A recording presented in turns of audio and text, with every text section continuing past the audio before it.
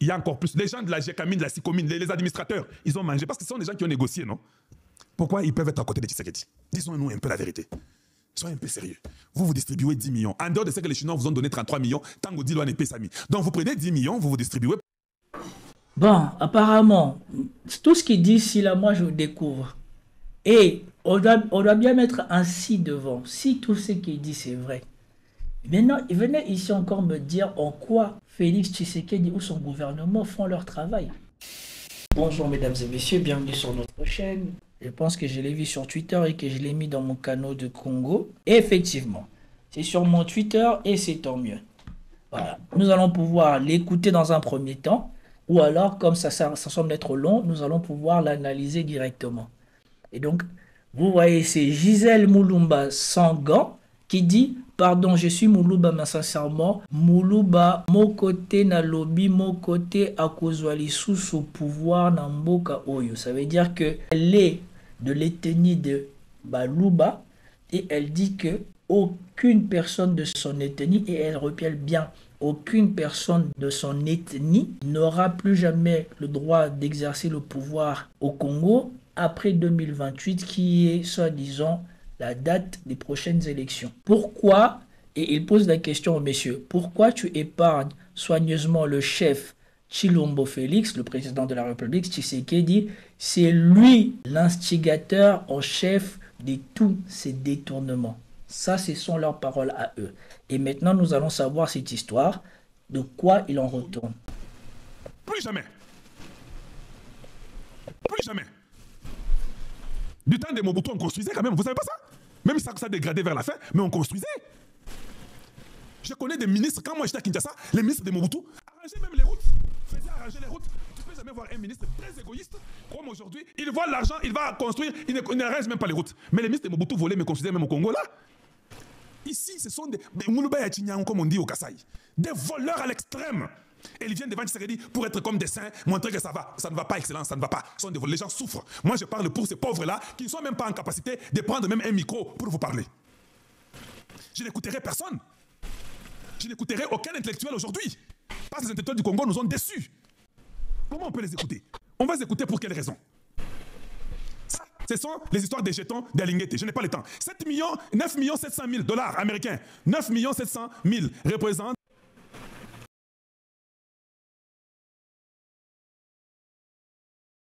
Alors, je ne sais pas, excusez-moi pour la somme, hein, peut-être que je me suis trompé, mais il est en train de vous dire la somme exacte qui sera accordée en jetons de présence aux gens qui vont aller négocier. Et parmi les gens qui vont toucher l'argent des jetons de présence, il y a soi-disant le défendeur en chef contre la corruption du Congo, Alingeti. Et c'est ce qui est le plus marrant quand on en arrive au Congo, c'est que la première personne qui soi-disant est censée représenter la probité ou contrôler l'État pour que l'État évite les gaspillages, lui-même maintenant se retrouve au cœur d'une machination. Dites-vous qu'on est dans un pays où les militaires étaient payés, je crois, moins de 100 $ ou 100 $ le mois. Et maintenant, parce que le pays est en conflit et que tout le monde a été scandalisé, on les a augmentés à 500 $ le mois. Mais, dans un pays où le salaire moyen est aux alentours de 100 $ le mois, écoutez les sommes qui sont accordées à des fonctionnaires pour aller faire jeton de présence lors d'une négociation avec un État tierce.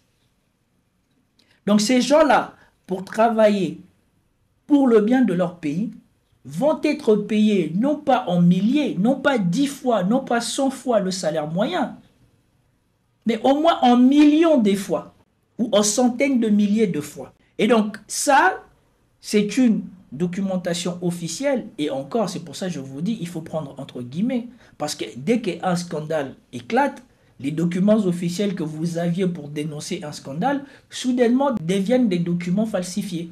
Ce sont des documents qui n'ont pas été signés, ce sont des documents qui ont été contrefaits. On se demande toujours pourquoi dès qu'il y a un problème, les documents que les gens disposaient, ça devient des faux documents. Voilà pourquoi il est très difficile de faire ce genre de choses, ou en tout cas de déclarer ou d'exercer son libre arbitre au pays parce qu'à tout moment, ce sur quoi tu t'es fondé devient faux et donc tu deviens quelque part propageur de fausses informations. Et que ceux-là même qui étaient à la base de son détournement deviennent les premiers qui vont t'attaquer en diffamation. Représentant les jetons de présence aux réunions des membres du dit comité pour toute la durée de ces négociations. Est-ce que vous trouvez ça normal? Donc on négocie et on doit donner 9 millions pour la présence de ceux-là qui négocient. Et on parle de quoi? Regardez là-bas. Voilà, il y aura 9 millions pour les gens qui vont aller négocier. 9 millions de dollars. 9 millions.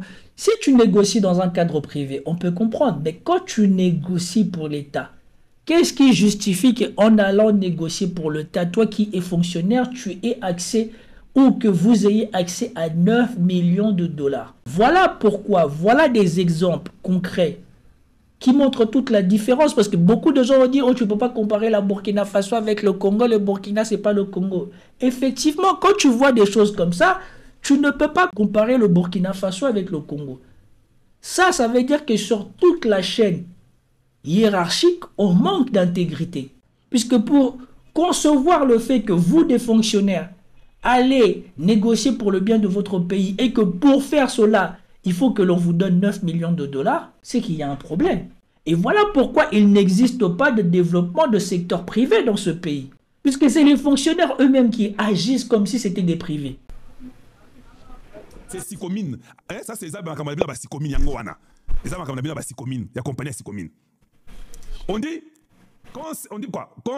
Consécutivement aux décisions telles et consorts du directeur des cabinets du chef de l'État portant respectivement création de la commission de renégociation de la convention de collaboration du 22 avril 2008 entre le président du Congo et le gouvernement d'entreprise chinoise GEC et désignation des membres de la dite commission, je vous prie de bien vouloir verser au compte de l'inspecteur général des finances, on a donné le compte de l'inspecteur général des finances en dollars, là-bas 57 USD, auprès de la Robank, le montant de ceci que je vous ai cité, les 9 millions, presque 10 millions, représentant les jetons de présence aux réunions des membres du dit comité pour la durée de ces négociations. Le directeur général de l'agence de suivi des projets, sinon congolais.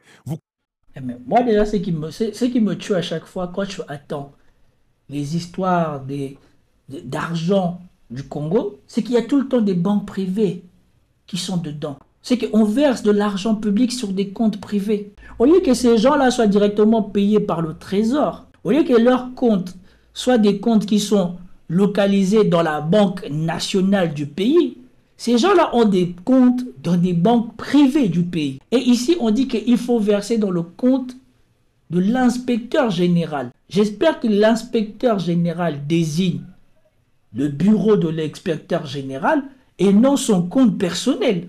C'est juste incroyable d'attendre les choses qui sont dites quand il s'agit du Congo. Vous communiquera les modalités pratiques de la prise en charge de cette dépense. Veuillez agréer, monsieur le directeur général, l'expression de mes sentiments patriotiques. Alingete, Yewana. Dans d'autres, on a eu une question. Anjoun ne savait pas qu'il y a ça. Il est de l'année, non? Maintenant, il y a les gens qui ont 10 millions pour les jetons. Maintenant, je pose la question. Vous savez qui sont dans les jetons là? Les membres là? Oui, oui. Il faut qu'on vous dise. Bon, allez, là-bas. Les directeurs de cabinet. Les Wamesou, les directeurs adjoints, les Guilin Nyembo ont mangé cet argent-là. Il y a encore plus. Les gens de la GECAMINE, de la SICOMINE, les administrateurs, ils ont mangé parce que ce sont des gens qui ont négocié, non? Pourquoi ils peuvent être à côté de Tshisekedi? Disons-nous un peu la vérité. Soyez un peu sérieux. Vous distribuez 10 millions. En dehors de ce que les Chinois vous ont donné 33 millions, Tango Diloane et Pesami. Donc vous prenez 10 millions, vous distribuez. Bon, apparemment, tout ce qu'il dit ici, là, moi, je découvre.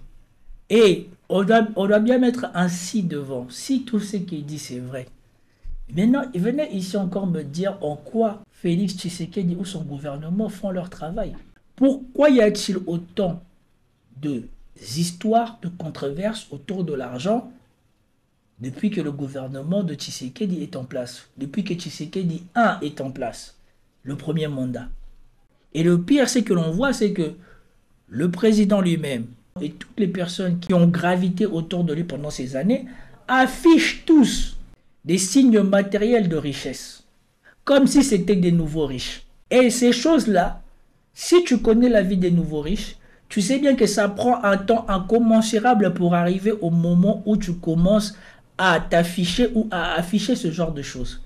Eux, ils l'affichent en étant des fonctionnaires. D'où sort cet argent? Pour les jetons. Et puis quand les 33 millions sont donnés comme avance, vous distribuez encore. Mboka Yabako Konabino. Et moi, je vais venir me taire parce que cet enfant-là, qui a 9, 10, 11 ans, qui est quelque part chez moi dans le Kasaï, va me dire que je comprends, ils doivent manger cet argent-là. Pendant que cet enfant-là, son père n'a pas de travail, son père est impayé. Un autre document. Ça est là. Un autre document est là. La même chose, dans les mêmes idées. Bah, Miyibi. Ils sont là en train de voler l'argent et toujours à Linguette. J'ai pris le directeur de l'agence de suivi des projets sino-congolais qui me lie en copie d'en tirer compte dans les décomptes des infrastructures et c'est conformément aux dispositions de la convention sur-évoquée. Veuillez agréer, monsieur le directeur général, l'expression de mes sentiments patriotiques. Patriotiques. Il y a Kokonayo, patriotique, il y a Bino, il y a Bouzob, il y a Kimouibi. Et vous êtes... Il est vert. Il est vert. Et là, il est en train de dénoncer les malversations. Sentez fier de parler et sentiments patriotiques. Donc, sentiment Yakimouyi Biko et comme sentiment patriotique. Et vous croyez que nous allons vous accompagner dans vos bêtises. Il faut être fou, hein. Il faut être fou pour croire que nous allons vous accompagner dans des bêtises comme ça. En dehors de ça, il y a encore l'autre, c'est là. Ce que je vais lire, c'est jusqu'à quand? Il n'y a que de l'argent qui coule à tout moment. Je peux juste sauter ici. On dit là-bas, attendez, on dit ouvert en les livres des Robank au nom de l'inspection générale des finances, de montant de 4 millions. 4 millions, ainsi que de celui de 1 950 000 $, tout ça.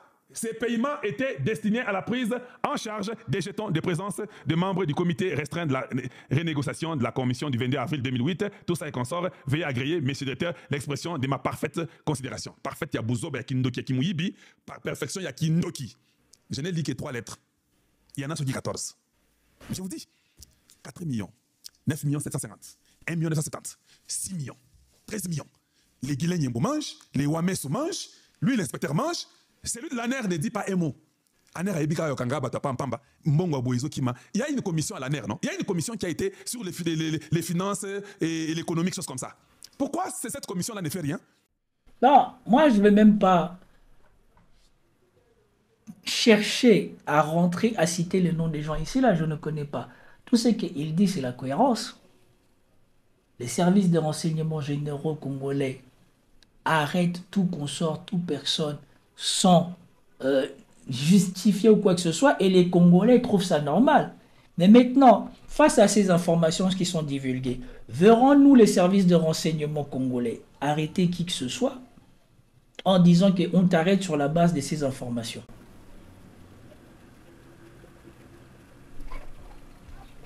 Il y a une commission à l'ANER que Tshisekedi a créée l'année passée. Que je vous donne le nom de la commission? Peut-être je vais chercher ça. Hein. Si on me donne, je vous amènerai ça même demain. Voilà comment on nous traite comme leurs objets. Et ils sont là à côté de Tshisekedi. Et c'est quoi? Je vous dis, les gens comme les Anthony Kinzo doivent être démis de leurs fonctions le plus tôt possible. Moi, je comprends beaucoup de choses. Hein. Quand je cite le nom des gens là, personne ne m'a donné même $1. Mais je sais voir. Tout ça, c'est la marguille. Donc, il faut changer tous les cabinets de Tshisekedi. Oh, Anthony Kinzo. Oh, Lolo Wameso. Oh, je ne sais pas. Là, c'est bien ce que la dame a dit au début. Donc, on va dire que tous ces gens-là sont impliqués dans des malversations, mais leur chef, lui, est au courant de rien. Donc, c'est lui qui les nomme et les révoque. C'est lui qui choisit qui sont là. Lui, il n'est pas au courant de tout ce qui se passe là. Donc, on met en cause toutes les personnes autour de lui, mais pas lui. Et tous ces gens-là, il faut que tous partent. Je dis bien, tous ces conseils-là, je ne vais pas mettre citer les noms aujourd'hui, justement, dans la colère. Tout le monde doit partir. Vous commencez à vous jouer de tout un pays, et ce sont des bêtises comme ça qui sortent. Quand nous, on les disait avant, personne ne nous écoutait. C'est à la fin qu'il faut nous faire dire ça. Maintenant, tous les journaliers des Alinguettes sont où? Comme il ne les payera plus, personne ne va les soutenir. Hein? Oui, il va vous payer mon et Woutapi. Et puis, il faut qu'on l'arrête. Hein. Nous ne voulons plus. Tous ces gens que je viens de vous citer là, les directeurs des cabinets d'Alain Guilain Nyembo, de Wameso, de Anthony, tout le monde doit faire la prison. Donc, ils sont là-bas pour détruire l'argent de la République. Et ils sont là en train de mentir, qui c'est qui dit. Et nous faire des bêtises. Et quand on enlève Alinguette, on nous met encore un autre gars qui est peut-être dans la même arguille. Donc, nous sommes là, on est content, on acclame. Alinguette est parti. C'est lui qui vient, médiocre et pire que même Alinguette. Je ne veux pas que quelqu'un soit l'avocat du diable. Avant que tu sois l'avocat du diable, va vérifier ces enfants qui ont vécu comme moi quand j'avais 11 ans, 12 ans, 13 ans, 14 ans, 15 ans. Va vérifier. Résous leurs problèmes. Et puis viens me parler. Vous jouez de toute une nation ici. Et vous espérez que non, les gens comme les Kamere, ou bien les Bahati, et les Samuel Kondé, ils espèrent, avec tout ça, même les Jean-Pierre Bemba, tout le monde là, vous espérez revenir en 2028? Vous êtes fous, quoi? Vous espérez que nous, on va encore vous voter, vous? Ah, mais là, vous allez monter sur nos dos. Ou vous nous tuez, nous tous, pour qu'on puisse vous voter. Ça ne va plus arriver. Ça ne va plus arriver. Ça, prenez ça et mettez à la banque. Et je vous ai toujours dit, hein, quand je dis un truc, prêtez attention à ce que je vous dis. Et les gens découvrent, les gens que je cite, personne n'est épargné. Parce que je ne cite pas par sentiment. Je cite après investigation, après avoir compris la marguille. C'est quand je cite le nom de quelqu'un. Tous, ils doivent payer ce qu'ils ont fait au peuple congolais. Si vous croyez qu'en 2028, vous allez venir, qui sait vous mettra à vous... Bon, là, il est en train de pester. C'est pas mon problème. Moi, ce que je voulais montrer ici la difficulté que nous avons à pouvoir dire des choses concrètes par rapport au Congo et la difficulté qu'il y a à dire que si ces gens-là sont capables de se comporter comme ça, ils sont capables de résoudre le problème du Congo. Si le problème du Congo ne s'est jamais résolu, c'est que probablement il y a des gens au Congo qui profitent de cela. Parce que, comme tout le monde le dit, on ne peut pas concevoir que dans un pays de plus de 100 millions de personnes, vous ne soyez pas capable de lever une armée. Même si vous étiez armé de pistolets, le nombre est tellement important que vous auriez dû faire quelque chose. Comme a dit quelqu'un, les Houthis se sont fait exploser la tête par les Américains et tout. Mais à la fin, les Américains ont voulu signer un cessez-le-feu avec eux parce qu'ils n'ont jamais abandonné le combat. Si la RDC n'a jamais été en posture de pouvoir se battre contre le Rwanda et faire cesser tout ça et qu'aujourd'hui nous sommes en obligation de mettre sur la balance nos propres biens à nous pour une paix dont on n'a pas gagné mais que nous sommes en train d'acheter, c'est que probablement les personnes qui sont en train d'accepter cela sont eux aussi les gens qui bénéficient de cela. Parce que je ne vois en rien la perspective que ce qui se prépare là soit bénéfique au Congo sur le long terme. Ça sera bénéfique aux autres sur le long terme. Et donc ici, tous ces gens qui me disent « Oui, mais le Congo, tu ne connais pas qu'est-ce que c'est. » Voilà ce que c'est le Congo. Voilà. Tout l'entourage, soi-disant, du chef de l'État est véreux, selon eux, selon leur dire. Parce que ici, là, on ne va pas me dire que c'est moi. Selon lui-même qui le défend, il dit que tout l'entourage de Tshisekedi est véreux. Le monsieur probité du pays est un véreux. Ils sont en train de négocier avec le gouvernement chinois. À chaque négociation, on doit leur donner des millions. Sans compter la commission qu'ils ont déjà touchée, soi-disant, de ces négociations qui étaient 300 millions. Donc, on en est à des sommes folles captées par une poignée de personnes. Quand les militaires sont mal payés, les professeurs sont mal payés, les médecins sont mal payés, tout le monde est mal payé, il n'y a pas de route dans ce pays-là. C'est ça le pays. Mais quand tu dis que face à une telle mauvaise gestion, mégestion du pays, que les gens sont incapables, sans vision, et qu'ils ne méritent pas d'être là, on te dit que tu ne comprends pas bien le Congo. Vous pensez qu'il faut avoir un cerveau d'un QI de 180 pour comprendre le Congo? Ou vous préférez vous complaindre dans des excuses parce que vous êtes incapable de dire quoi que ce soit? Parce que vous avez la lâcheté de vouloir dire quoi que ce soit. Parce que vous n'avez pas la subtilité de pouvoir faire des reproches tout en restant objectif ou pragmatique ou impartial. Ce qui m'afflige le plus, c'est d'avoir des papas congolais qui viennent me dire à moi que je ne comprends rien. Mais quand je leur demande à eux de m'expliquer qu'est-ce que je ne comprends pas, ils n'en sont jamais capables. Et c'est ça qui est le plus affligeant. En tout cas, bon, je pense que j'en ai assez dit pour aujourd'hui. Comme je vous ai dit, on va essayer de faire ça tous les jours pour pouvoir être côte à côte avec l'actualité. Et donc, demain matin ou demain à 13 h, je vous donne rendez-vous au même endroit, à peu près à la même heure, entre midi et 15 h. Peace out à tous.